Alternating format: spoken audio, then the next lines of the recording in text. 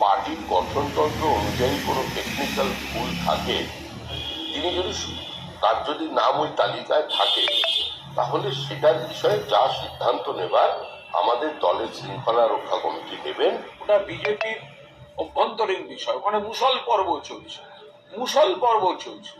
বিজেপির ওখানকার প্রার্থী দলের নেতাদের বিরুদ্ধে বলছেন। দ্বন্দ্বে জর্জরিত বাংলার বিজেপি দল কিভাবে সামলাবেন, বিভিন্ন মহলে প্রশ্ন উঠেছে।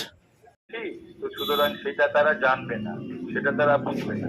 উনি যে 3 মাসের জন্য ডেপুটি মিনিস্টার হয়েছিলেন চরণ মন্ত্রিসভার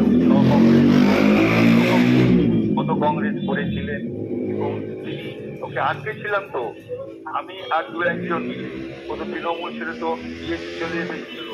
কোনো সিদ্ধান্ত নেওয়ার জন্য একটা ধকের দরকার থাকে, তো ওনার সেটা নেই।